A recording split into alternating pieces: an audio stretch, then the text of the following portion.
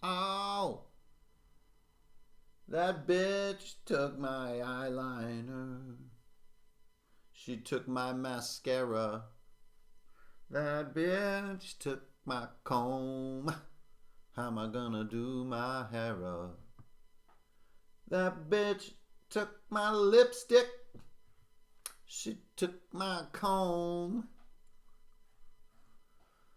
I'm gonna face the world as I am. I'm gonna do it all on my own. Oh, she took my eyeliner. Why the hell she take my mascara? She took my comb. How am I gonna do my hair up? She took my lipstick. She took my blush. I'm gonna face the world as I am. Oh, I'm gonna crush you.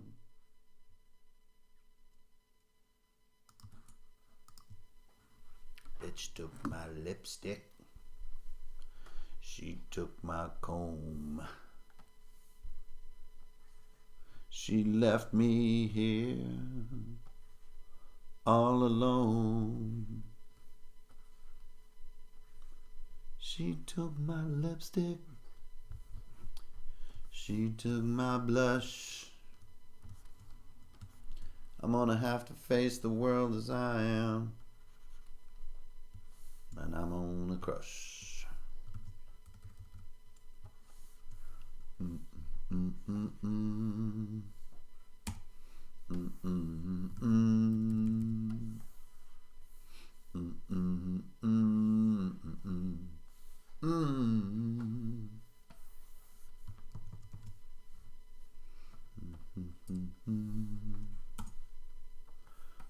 all alone. That bitch took my lipstick. She took my blush.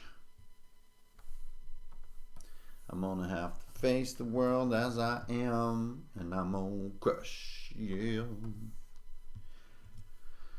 She took my eyeliner. She took my mascara.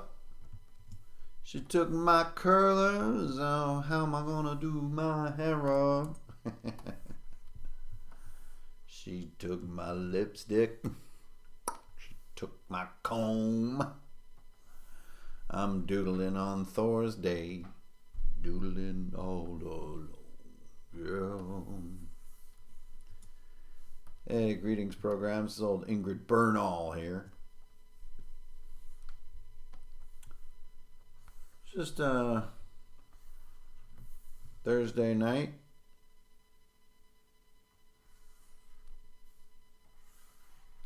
And thought I'd, doodle a little bit.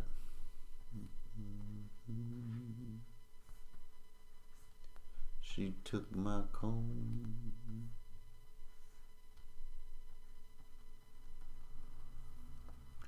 She took my lipstick.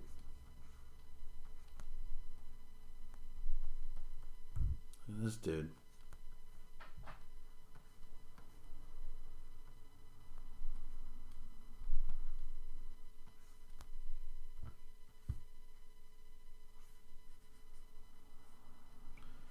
She took my comb.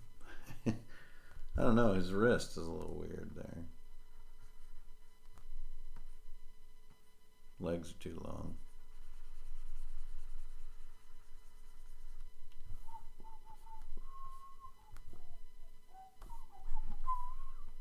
We have a solution for that. Look at this. Here we go.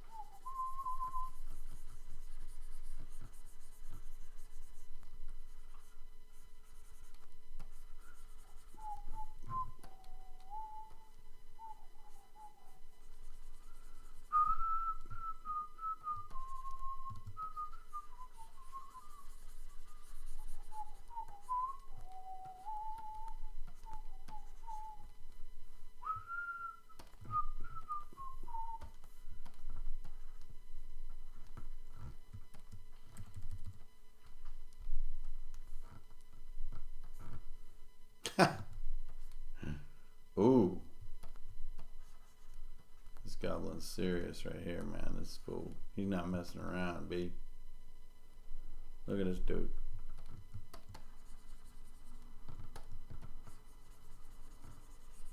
So, what tarnation am I doing exactly here? I was just doodling. I don't know. I was just doodling earlier. You know, I had some better rules earlier, though. Just goofing around on some kind of new Google drawing tool they have. I think it's called Jamboard or something like that. But the rules I was following then was I just had the one pen, just like when you're working in your journal, right? So, a bunch of people often ask me about, you know, like how to make your journal look cool and stuff like that.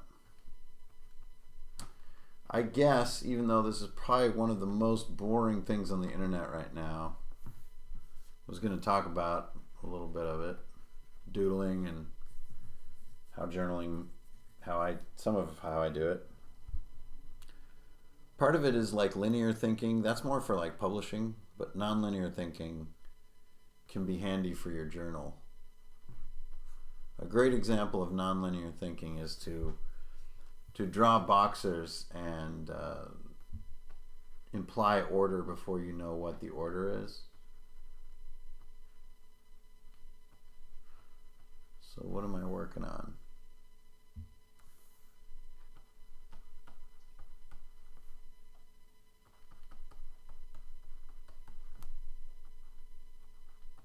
Instead of enemy, I want to write villain. So then there's just like sort of a 3d6 roll here. I can just grab that real quick.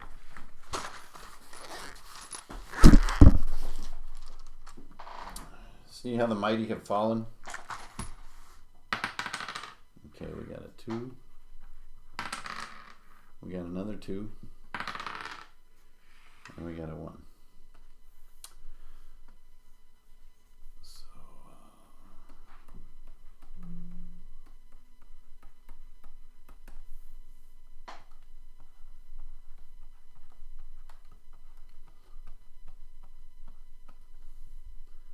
Kind of not fair to roll them first, is it? There's no excitement.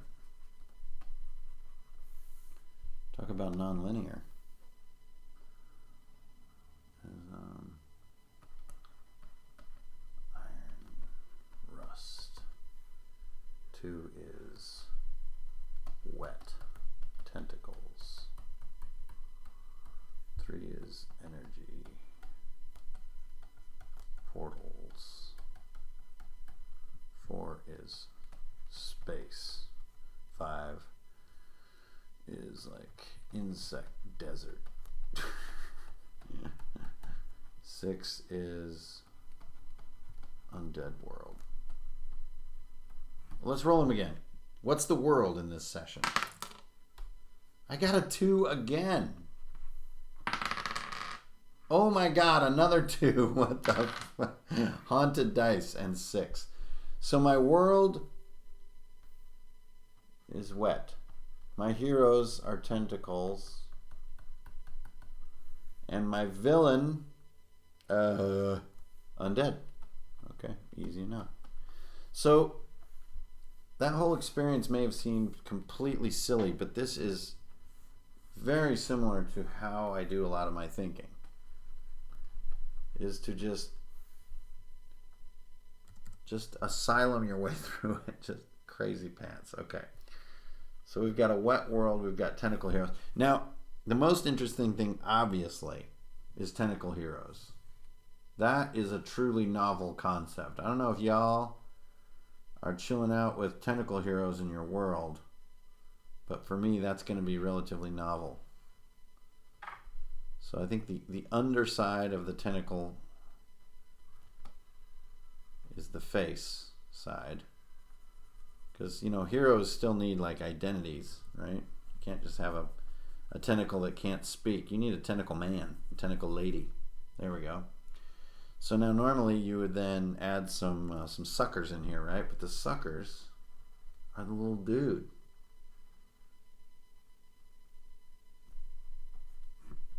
Does it need more than just the eyes? I don't think it does. Now he also has some arms here so he can do things and hold things. Okay, and there is my first tentacle hero. Now I think the bottom is going to reveal itself as it curls over here at the top like this. And then you need the extra curl for that Lovecraft weirdness. Like that. Then you put a couple extra bumps on like this, and that implies suckers. And if you want, you can white highlight them. Sometimes that'll give you a good sense of suckers. So this is a tentacle hero right here. Now if I was in my journal, obviously I wouldn't have copy paste, but I'm in Photoshop, so I do. So I'm just going to clone some tentacle heroes here. So I've got 3 tentacle heroes. I need more room to work. We're going to make a party. We're going to make a group out of these mofos. But you know what? This is for bums. Screw this mindset. I want to draw them all. So there's one tentacle. Here's the next one. Remember, the underside is the expressive side, so we're going to do it this way. See how you just draw that diagonal line across your twisty shape? And it makes it look like the tentacle is twisting as it goes. You just draw a diagonal line and then tell yourself you know what you're doing. Because you don't. Well, I mean, if you're like me. If you're normal, like all these cool skilled people, then you'll know exactly what you're doing. But if you're like me, you'll just be like, whoa, is perspective happening right now? I'm going to clean this up a little bit. There we go. I was supposed to be following these like brutal sketching rules from the doodle thing, and I'm not. And I'm okay with that. This guy, he's got some funny little teeth. He's a happy little dude. He's kind of crazy, right? He's a crazy little tentacle. Look at that crazy little mo. Look at that little dude. All right, so he's a little crazy. Now I need some arms. Okay, we're going to give these guys like gear here in a second. And then don't forget your extra lumps to imply there's some suckers on this thing. There's our second character. Now our third character, he's a little more stout. He's just like this. He's just like straight up. You know what I mean? There's the backside. His whole front is just right here. Boom. Here's a little foot. And then look, I'm just going to be lazy, so I don't have to crayon all this in there. What was that weird menu that popped up? That was nuts. All right. And then you're like, whoop. There we go.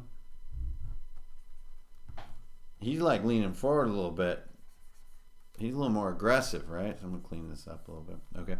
And then get some white, and I'm going to put these eyes on here. He's like leaning forward. See that? He's look at that dude. That dude is stout AF. You don't know. You don't even know how stout this guy is. This dude is crazy. All right, now I got a little bit of a perspective. You know, sometimes your hand will kind of wander, and straight ain't so straight.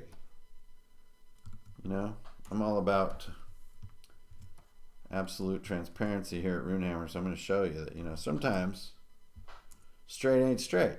Even when you draw all day, every damn day. All right, so you got a pretty normal tentacle hero. You got this sort of crazy tentacle hero. This dude is like nuts. He's too psyched. You know, you ever run into people like this? They're too psyched about stuff. They're crazy. This guy's got suckers up in here. Look at these suckers. This guy's nuts. All right. Then you got the third guy who's stout AF. All right. He's straight up stout, stacked. Fool is yoked. You know what I mean? He's straight up swole. Fool did not skip tentacle day. You know what I mean?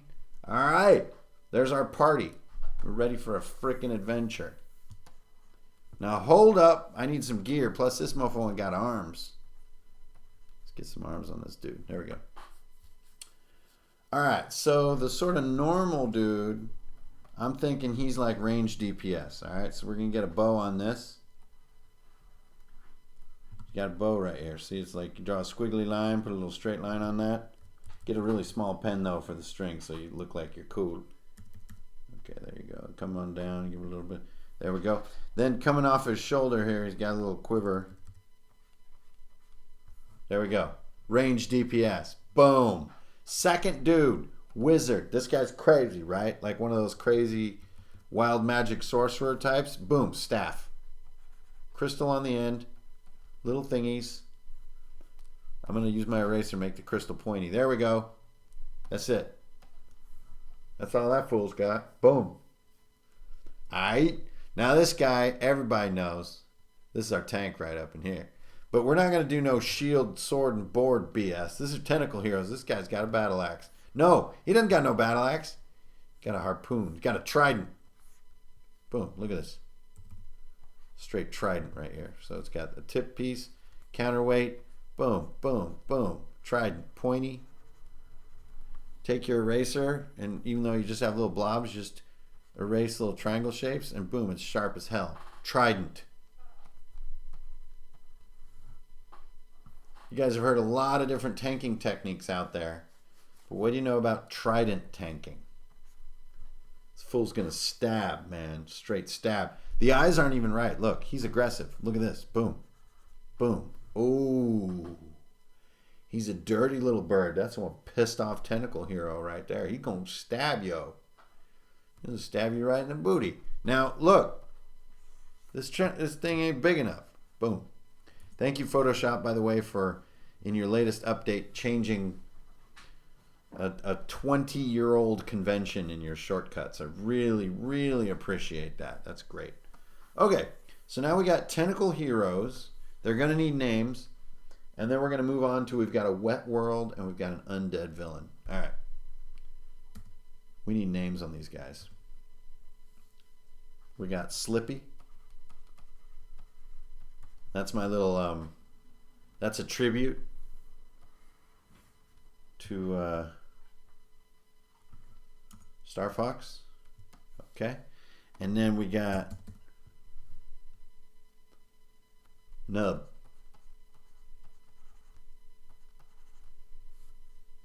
A lot of people call him Tough Nub, but his homies just call him Nub. And then back here, we got Archie. 2 on the nose? Okay. How about Gert? Alright, we got Gert, Slippy, and Nub. Now another part of nonlinear thinking, sometimes it can be handy to just sort of like make some stuff up. And maybe later it'll become useful to you. This guy has stray tentacles. Sorry about that. This has to happen. He's just got stray tentacles happening. All right. So you just like make some stuff up. Straight up. Boom, boom, boom. I'm making stuff up right now. Gert. +3 dex. Speed quiver.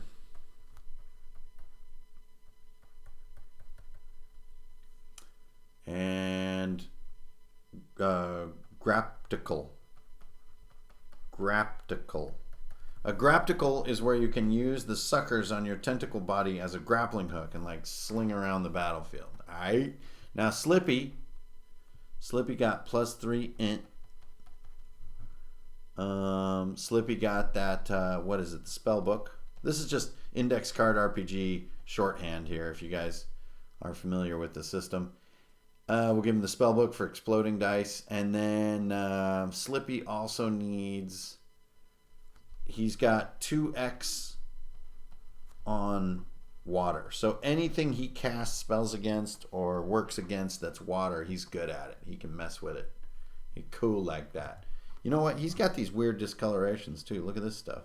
This is crazy. What is wrong with this guy? I don't know. He's into magic. You know, people are weird. All right. Then we got Nub. Nub is old school. +3 strength. All con checks are easy. Which I think is the Trusty Tankard. I think is the index card RPG item for that. And then he also has, let's see, any attack 15+, just like the Speed Quiver, attack again. So he's quick with that. He's quick with that trident, man. You get that aggro going, you know what I mean? To use an old school RPG term. More of an MMO term, really, but hey, whatever. We're all friends here. Okay, so now I got my pre-gens for my... I guess this is shaping up to be some kind of freak show one-shot. The Tentacled Heroes, dude. Alright, so there's... These guys are kind of kicking it a little bit. This is a little less useful now because I'm done with the roll table, so I'm going to sort of shrink that and deprioritize, give myself some space. Alright, now... What do we got here? We got a wet world, tentacle heroes, and an undead villain. Well, the world is the hardest part, so I always save hard things for later because I am a procrastinator, and that's why I'm not very good at things. So the three of them, and already I'm feeling this confrontation. You see how they're all sort of facing to the right? So I'm going to put my undead bad guy over here. And bada boom, you're going to feel that conflict right away. So undead bad guy in a wet world. So let's do a skull. You know, can you ever really fail with a skull-headed bad guy? I don't think so. Now, if as you can see here, I've got to call shenanigans on this because I switched pen size like mid bad guy. Oh my God, look at this. Instead of one eye, let's do the multi-eye bad guy. He's always freaky, right? We'll do the 5-eyed bad guy. Kind of like spider mode. Not human enough. Gonna be hard to role play. Screw that idea. Still too weird. Ooh. Ooh. Okay. I'm feeling that. Feeling that. Nose hole. There it is. Okay. Now it's a little more of a conventional skull, but I feel like I can role play this villain. But he's gonna need some character. Right? He can't just be skull number 2436. He's got to be something a little more creative and inventive if he's going to be the supreme villain. Let's give him some little wrinkly things. You know what he needs? A big ass mustache. Look at this. Look at this stash. Oh my God. He is ready to drive a Ferrari Testarossa with that mustache. Okay, there we go. Let's get this mustache. Now, who would have a mustache like that? He's some kind of like almost a Davy Jones type character. So he like laughs at our tentacled heroes with his bad teeth. There we go. Fill in the darkness that makes the mouth. Ha ha ha ha ha. Ooh, he's almost like a... Oh man, you know what he is? He's like a super crazy, evil conquistador type dude. So there goes the top of the head. And then, boom, look at this. Conquistador helmet. Pow. Drew that really badly. Just fill that in with black, make everything okay. Put a little white highlight on there, you know, a little thing over here.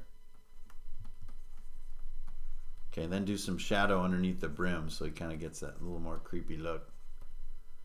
Oh yeah. Okay, so there, this is our dude. This is Fernando.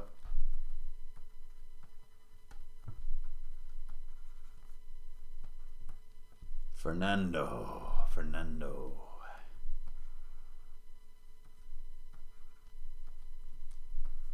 If anybody out there's name is Fernando, you're taking offense to this, you know, it's nothing personal.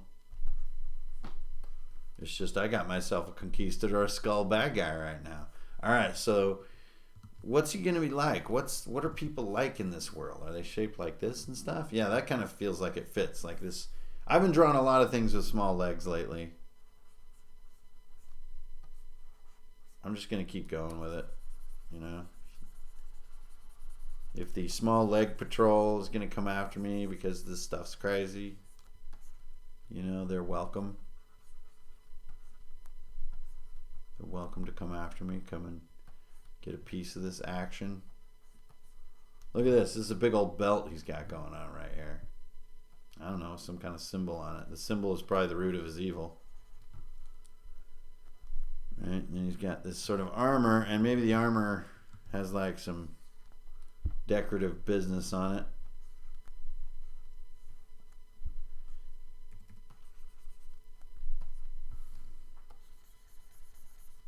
Now the expression has actually, like, it's almost like he has no brain, and I don't like that. He needs more of a brain, so we're gonna give him a brain. And you know how we can do that is not make him such a mouth breather type. Actually, here, let's just ditch this entire thing. Remember, no judgment while you're drawing. Judge later when you're done so that you feel good and you're happy. All right, here we go. There's that jawbone. A little bit of mustache there. Now we're going to throw in some teeth. But we're not going to like separate the teeth so much that he's like laughing like that. We're going to do this. So he looks more like he knows what he's doing. There we go. See that? He gets a little more of a you boob. He-Man will never come to our castle, you boob. Alright. So we basically got Fernando, the bargain basement, Skeletor replacement, basement replacement.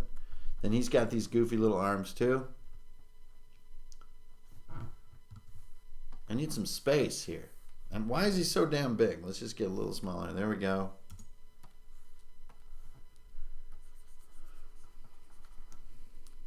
There's some arms going on. Got a cool sword here. Got a little Inigo Montoya type rapier thing going on. Now remember the rule. You just do blobby sword blades and then at the end take your eraser. Whoosh, do these nice sharp erase moves. Sword looks all sharp and scary. Oldest trick in the book. Well, it's a relatively old trick. Then he's got, this guy has shield. So he's got sword and board. And he's got literally sword and board because this is like a wooden plank thing going on. I got a lot of lines all crisscrossing down here. It's kind of bugging the hell out of me, but whatever, it's all good. There you go. Now he needs some like seaweedy type stuff. Like little droopers and drapers and little curlies, little bits.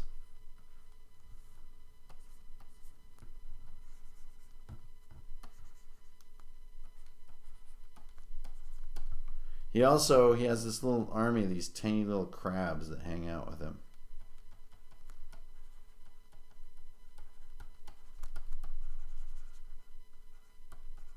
But they're really just kind of little blobs. All right, give him a good hearty shadow because he's big. All right, there we go. Fernando.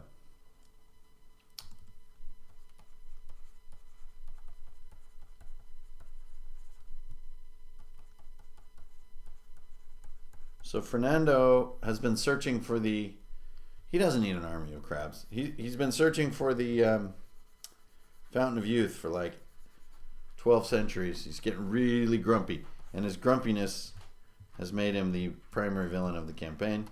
Or the one-shot, whatever this is. Whatever madness this is. So he needs a little line. Look, they all have cool lines. Okay, there we go. He's also got flies. Flying around in there. Bzzz. Oh, dude, Fernando. You are not fresh, dude. Okay, I do like the heroes being a bit smaller than Fernando. So let's just kind of pull them down like that. There we go. I'm digging that. That feels good. Confrontation. I don't like how this is off center. That makes me go slightly, slowly, and completely insane. There we go. Okay. What's the other part? Oh, the world is wet. Pfft, what a mess. So I don't want some kind of big epic world. So maybe we got, we could do an island, or we could do like a shipwreck. I don't know. What should we do? I think it's like a shipwreck, only it's a huge ship. So there's like, here's a landscape here. Shrink my pen a little bit. There we go. See, look, it's a landscape. Dear Lord, look at that. It's the open ocean with an island on there. All right. Then Fernando happens to have this giant galleon that has washed ashore on this island. Look at the size of this thing. This is ridiculous. All right. You got the poop deck back here. You got these barges and everything. Now, take my lasso, and I'm just going to fill this all in, and then we're going to hollow it out into a world. So just bear with me for a second. Here's a little crow's nest. Okay. Oh, God, I missed some. All right. Look at that. Okay, that's cool. Get a smaller pen here and do some rigging, you know, this kind of stuff. Some ropes and stuff, you know, and there's some trees. Just little details. Oh, look, dots. Okay, whatever. All right. It looks like the sails have all rotted away, so I don't have to worry about those. But you do need the booms. There's the booms. The mast is vertical. The booms are horizontal. This is like, here's this thing, and then here's the jib, right? You got to mind the jib and watch the boom and all that good stuff. Okay. So there's the ship. Now, I need a little more mass. Now I get my white, and I go like this. Boom. This is nonlinear thinking at its best. Boom. Boom. Well, I don't know. Nothing I do is really necessarily something at its best. Okay, here you go. Whoop. Whoop. I'm just finishing off these. Boop. There we go. Now, I'm going to get a smaller pen.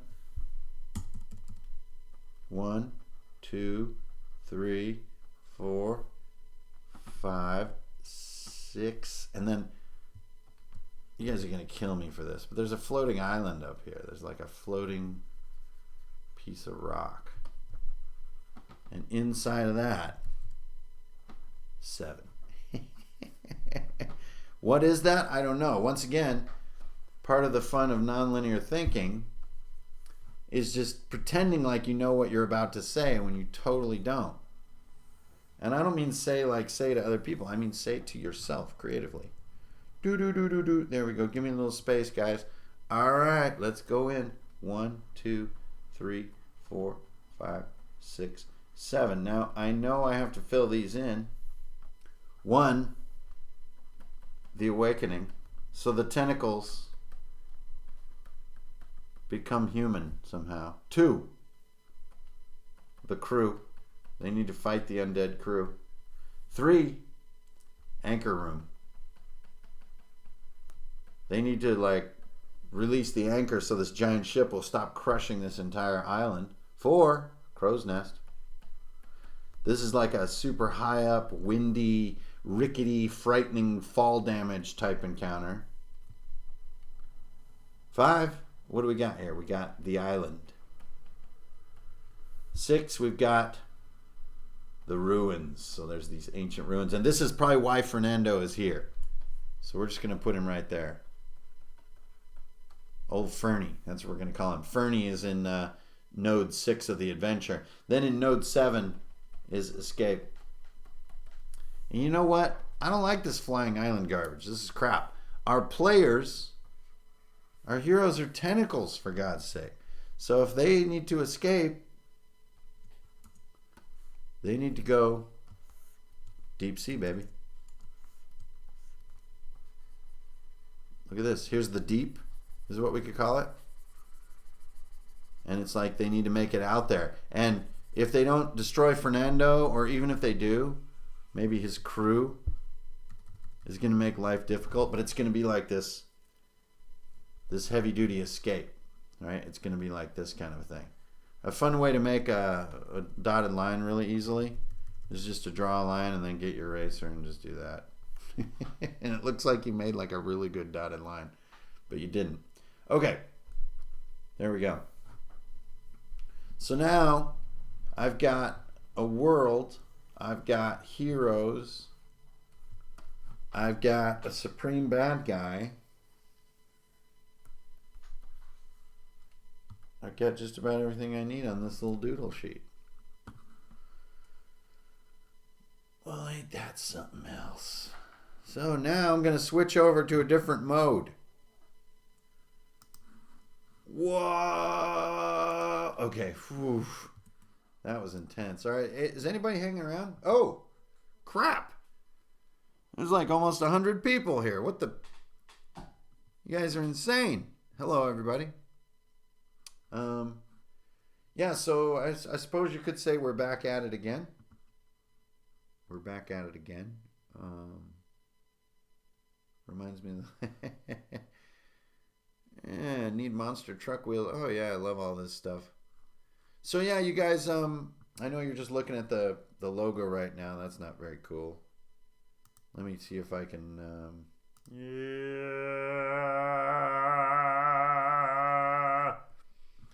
Where the hell are my spectacles? I ain't got spectacles. I fell down so hard on Tuesday morning, I broke my damn spectacles. So I can't see. Anyway. Part of your normal campaign, you have 10. Well, another thing could be like that the heroes turn into tentacles. Maybe part of the preamble for this adventure that you're figuring out, they become tentacle people temporarily until they can escape.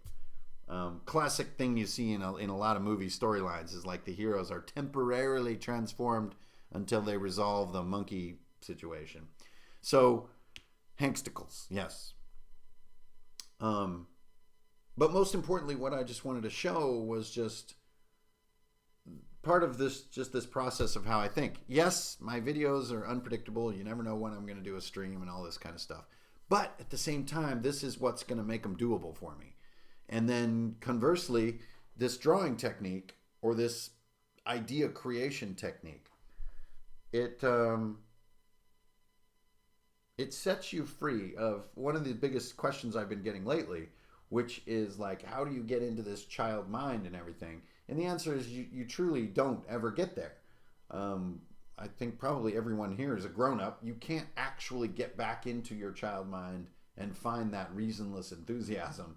But what you can do is go with whatever.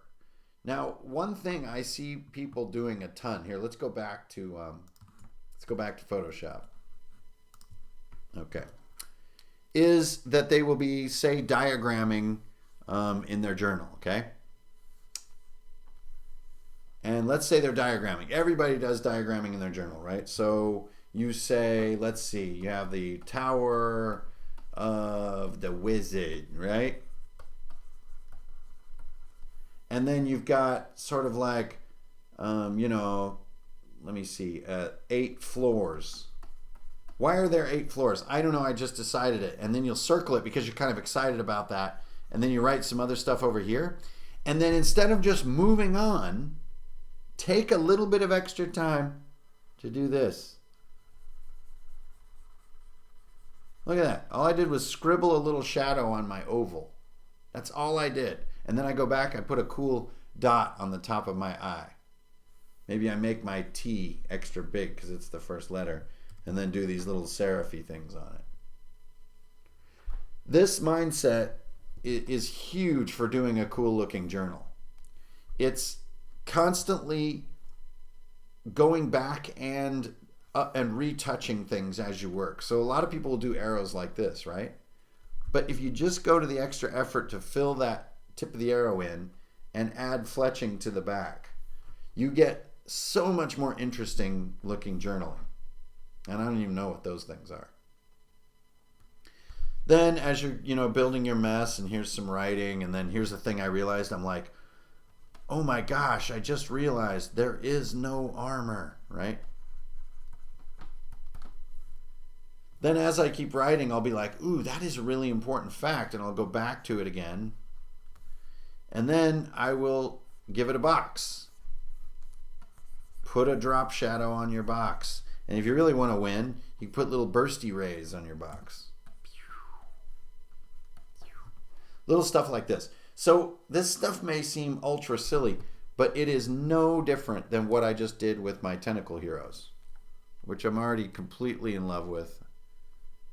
It's like the best thing I did today. Let's just take these. Let's just revel in these. So now I want to show you guys. So I'm not sure, you guys may have heard. I may have, I don't know, yammered about this in a previous stream or online somewhere, maybe on Patreon and the podcast.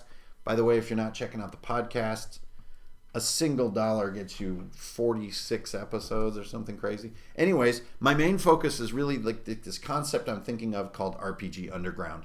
The RPG Underground to me is people like you and I who are creating our RPG content much more so than we are buying or ingesting it from a source. And when you're making your own content, you need a lot of techniques, and a lot of people bump into not knowing these. So the one I wanted to cover is doing some custom text, okay? Now I see so many text logos on things that people do either for casual hobby or for publishing, whatever. But I just want to show you a super quick how-to guide on doing custom logos. Okay, let's do it. So first, I'm just typing in the word tentacle heroes, and don't worry about what font I'm using because it don't matter. It don't matter. Now we go 1, 2, 3. Let me get maybe something a little more kind of cool.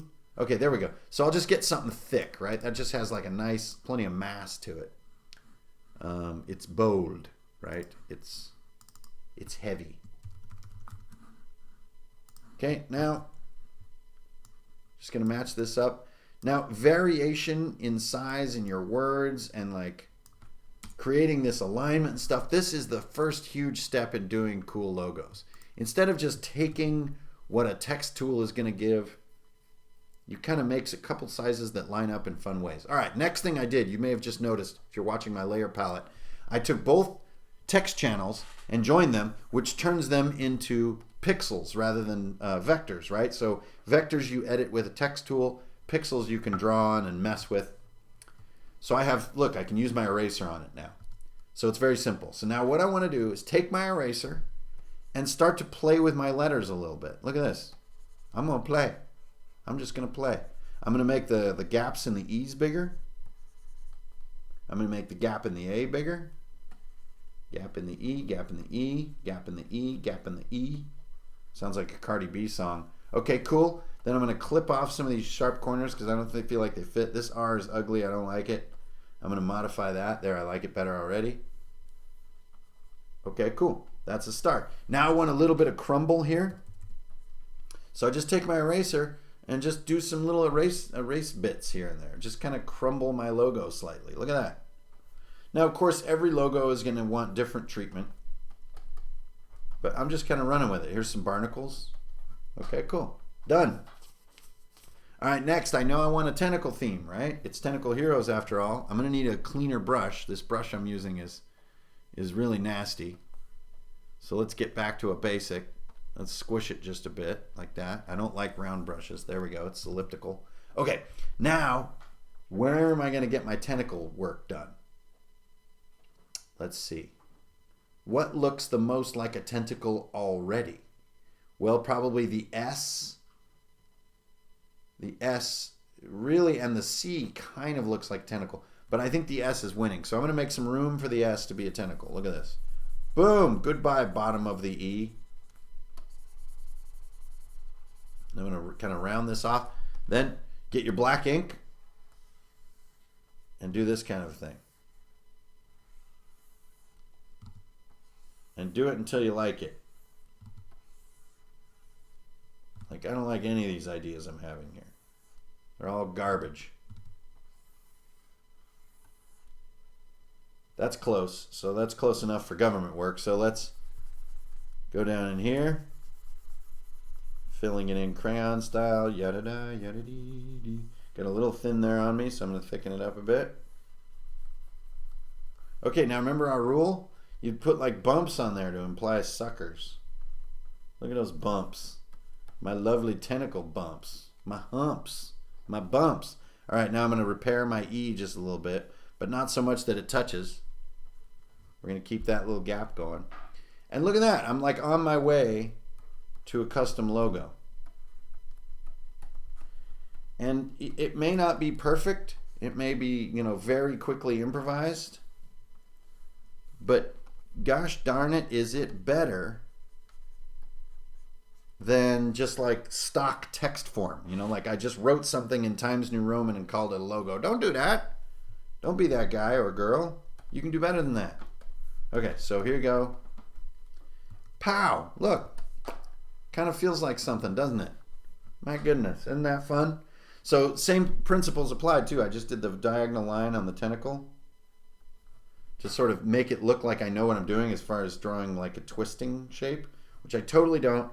I just do a diagonal line and hope it works out. Maybe we'll put a couple little bubbles because, we're underwater. And instead of a tentacle, you could have chosen like a kelp shape or a corally kind of theme or shape. But yeah, I mean, that's kind of cool, right? So you get what I mean by custom letter forms, and by changing a simple text tool into more of a custom-made letter form logo. And you get this really clean, kind of readable look because you built it from text. And so like here could be the front of what you're either showing your friends on game night or what you're publishing. But for me, I am wanting to embrace some more of this kind of how-to stuff for what I've been calling the RPG underground. That infinity of windows. It's never good. It's never good. God. Sure could use a cheeseburger. What's going on? Anybody still hanging around? There's more people here. What in tarnation? Why are there more people? People should be leaving. Try having come from the front, the top of the S. Well, if I was watching the comments, I would have noticed that. I wasn't. Hankering, your title design is better than my regular art. Well, hey, god darn it, everybody can get better at everything. Lord knows, if I can get halfway decent in anything, everybody can get good in anything. So now, same thing. Now let's cover another topic. Back to Photoshop.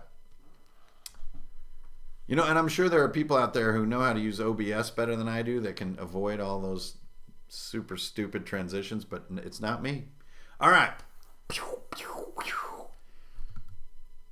Everybody out there is making maps. Okay? So usually your map has like a cave, a passage, and a room. Now call me crazy, but this is a very common combination. Here's the entrance to the cave. Maybe there's a door here in front of the room, right? Age-old D&D tradition says you do these lines that get smaller as slope goes, and so it indicates downwardness. That's like as old as time itself. And maybe to get out at the end, there's some kind of big heavy door here, and this big heavy door can only be unlocked by the key that the boss has in his stomach. Okay, that's dark. Either way. Oh, remember? Take an arrow. Give it a little extra love. Oh, isn't that nicer? Sure. Okay, so then also, here's where they come in. Give that arrow some love. In. Okay. So everybody's doing this stuff. So how do you get, especially if players are going to see your maps or you're going to be showing your maps in a published piece. How do you get them to look cooler? Here's what you do. You start by doing what I just did. Everybody can do that part. Just be confident with your lines. Then you do some counterintuitive stuff. Go back, draw the entire thing again, but with your hand really loose like this. You see how my hand's kind of wiggling? Well, you can't see my hand, but you can see my pen. You see that? I'm kind of just letting it scratch and scribble.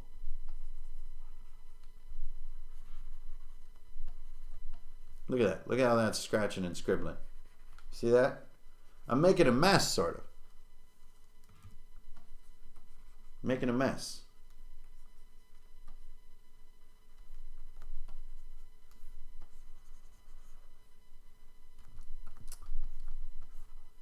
And the mess isn't an accident, it's what you want. That's what's crazy. So see, look, you see how it's like already it looks more drawn or more like it's more there. Isn't that cool? So now you see what I'm doing? I'm tracking down where I have a gap and I'm filling those little gaps in. So it's my old adage that I say just draw things twice and fill in the little pockets or the gaps. So there you go. So that's the first step. Okay, now I have what we call line weight. And the line weight has some variation. It's also heavier. This is also a huge step you can do to make your dry erase drawings look cooler, is to draw everything twice and fill in the gaps. Okay, now the ancient art of cross-hatching. The deep and hidden mystery of Dyson logos will now be revealed. You're going to draw 3 lines, then you're going to draw 3 more lines perpendicular to them, and you're going to do that 300 trillion times. And you're going to do it wherever lines meet at sharp angles. So this is the first one I notice. Okay, so look at this. 3 lines. 1, 2, 3. Perpendicular. 2, 3. 1, 2, 3. 1, 2, 3. 1, 2, 3. 1, 2, 3. 1, 2, 3. 1, 2, 3. 3. Now when you get good at it, you can also start breaking your pattern. And breaking your pattern means sort of skewing your angles so that they fit your space a little bit. You see that? Now, why did I put one out here? There's no lines meeting at weird angles because art, man. I can do whatever I want. I just felt the need to do it over there. This isn't algebra. This is art. I'm my own boss right now. You know? Everybody's got troubles in life. Things aren't going the way you want. You're not getting everything you need. You know, you feel frustrated sometimes. You got to work too much. You know, maybe you're having troubles with this, that, or the other thing in life. But right now, all you're doing is drawing 3 lines at a time, man. You're untouchable. Immortal. A cross-hatching god. Born to crosshatch. Look at this. It's just freaking, oh yes. Now why this is so pervasive in D&D art, I will never understand. It is the most clumsy technique. It's used a lot in environmental design too, in like architecture school. It's used a lot to imply outside surface. It also is used to accent interior surfaces because you don't do cross-hatching in interior surfaces. And so it implies like solid matter that you're seeing through or that is not shown. So for the architect, it can be very handy. And as we know, all dungeon masters, all game masters are architects. So there, I just got myself my own answer. That's why it's so prevalent in D&D, because it's like an art form of architecture. 1, 2, 3, 1, 2, 3, 1, 2, 3, 1, 2, 3. Oh, 1, 2, 3, 1, 2, 3, 1, 2, 3, 1, 2, 3. See that? You can just do it for days, especially if you want carpal tunnel. This is a great way to get it. Okay, so I just got some, what are these? I don't know. I'm just feeling like a need for some little dots and stuff. Okay. So there's your next thing. Now, we're not even worried about the contents of the stinking room yet. I like to put little lines next to my stairs like this. Sometimes it makes it feel a little more tangible. We're not worried about the interior yet, so I'm not going to cheat. Now, go into your layers. Make a new layer underneath your current layer. Get like a 50% gray. Look at this. See the size of my brush? She's getting big. Take this gray. And you're doing the same thing with your gray that you were doing with your cross-hatching. You're making the interior space more evident to the eye.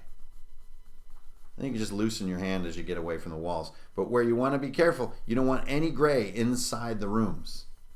The interior is what you're accenting. See how it's starting to form?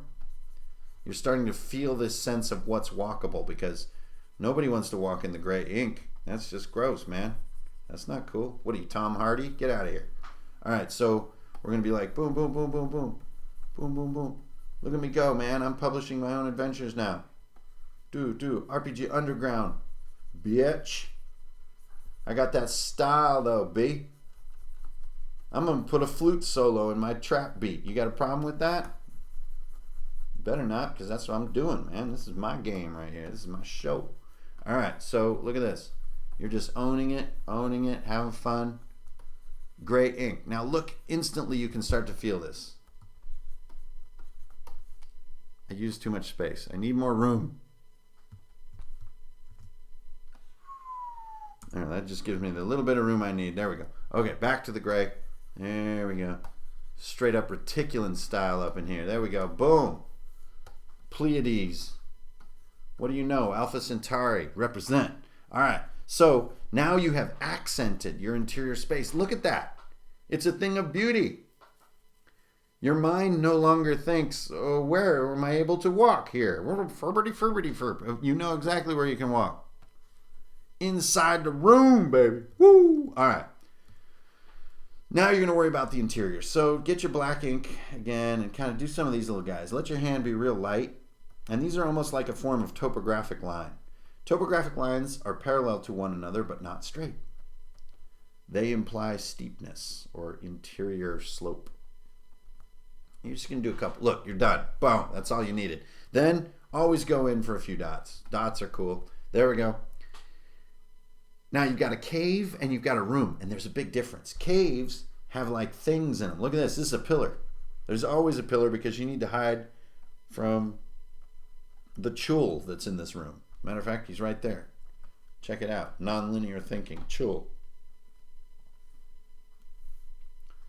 Now, really quick, just because this is how I live, I need a quick little chul skull right here, a little chul head. Actually, wait, they got eyes on stalks though, dude. Look at this. Eyes on stalks, bro. Okay, and then he's got, what, you have to do the con save, or you get, like, it's really brutal. It's like 1d6 rounds of paralysis from the chul poison, if I remember correctly. It's really bad. Anyway, there's a chul. So he's living right there. And now, look, you broke your own rule. So you got to go back to your gray ink. You got to fill this in because these aren't walkable, bro. Cephas, check it out. Check it out. Ow! See, ain't that dope? Now you can feel that solidity. You can feel how those pillars could be something that the players or that, you know, monsters even could hide behind and utilize during combat.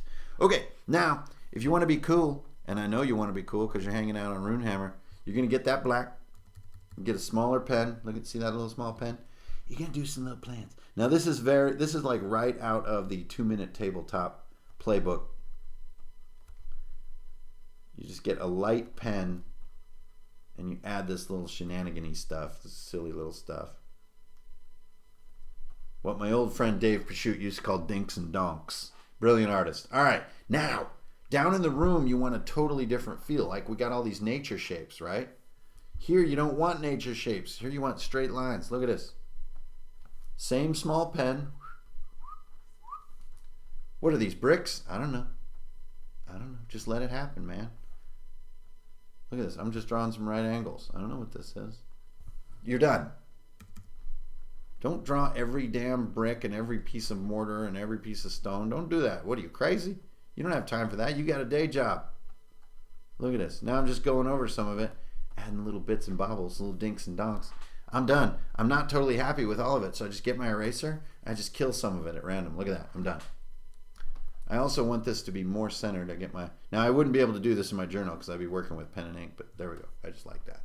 Cool. See, now you get this very vague impression of masonry, but it's enough to give you as the dungeon master a reminder of how to describe this space, which is what it is all about. Now, I need more coolness. I'm gonna need a cool chain like this. Cool chain. What is that? What's it there for? I don't know. Figure it out in my notes later. Look, chain. Bitch.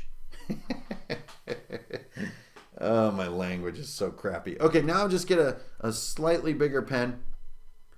And what am I doing now? I don't know. I just feel the need for a little bit heavier black here and there. And so I go and I just make it happen. Why am I doing it? I don't know. Years of solitary confinement finally driving me mad? Could be anything. Look at that. I just need those little extra bits. I get the weight I need. This map looks like something. Hey, man, I could put this in my published module.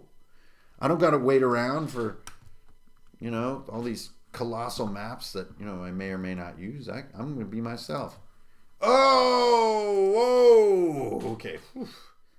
Popping back out of the underground just makes me nauseous every time. So you guys are like seeing my screen now, and I'm just like, I'm not bothering with it anymore. I'm just trying to relax with all this because I think it's more important that I get back into the flow of being here and being present on Runehammer rather than overthinking it and making a bunch of edited videos that eat my entire life because they do take a lot of work. And I just feel very natural just sort of hopping in and showing you guys what's up. And I really think that like tons and tons of rooms and corridors and maps are not going to make your map better. This is a really common misconception, that you need like all these crisscrosses and all these turns and lefts and rights and all these doors to check. No, the map that I just showed you guys could easily be one night of gameplay. Easily. If there's an exciting amount of detail, a high amount of danger, lots of, peril and dilemma to play through, you only need 2-3 rooms to really make a fun piece of story. You don't need a 50-room labyrinth that takes 3 years to explore. Now, when RPGs decided they needed to give you 12 years of playable content per book, I don't know, but it seems a little out of hand at the moment. I don't really need 50 total years of playable material in my books. Whoo! Yeah, these are just the sessions, and I know that some of my videos are more popular than others and this, that, and the other thing.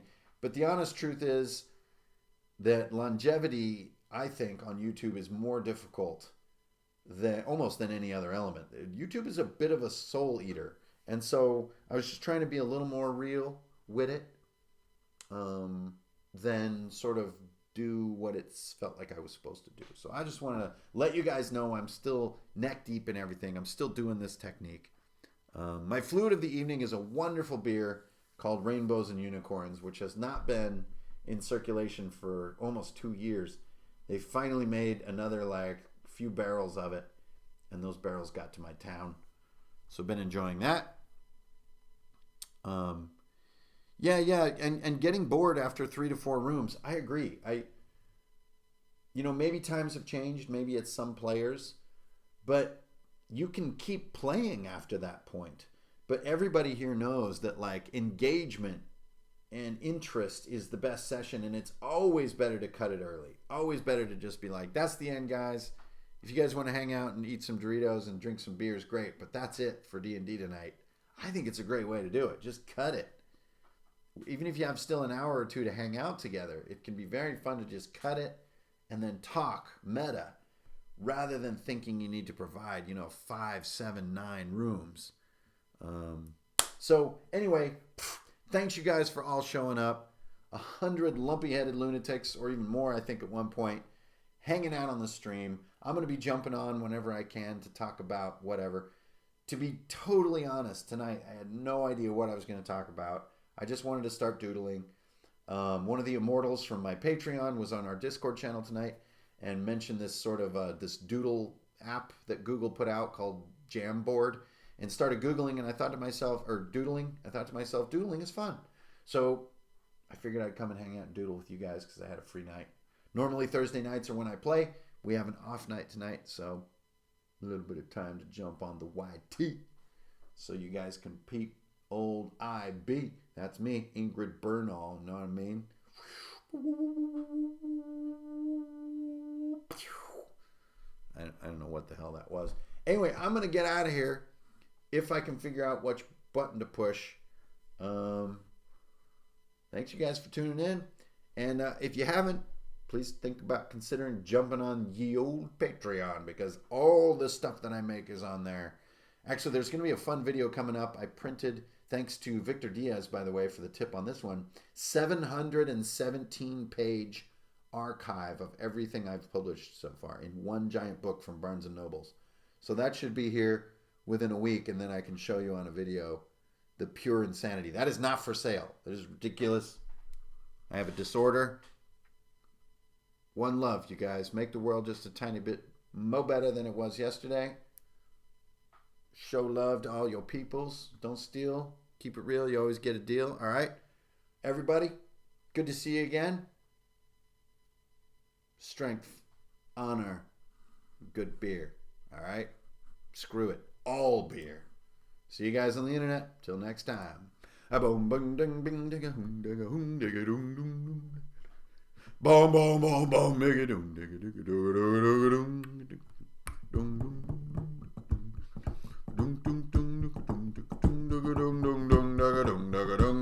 doom, doom. I'm all shook up. I was like a boom, digga, boom. No, this isn't going to the Elvis level, is it? See y'all later. Yeah, ciao.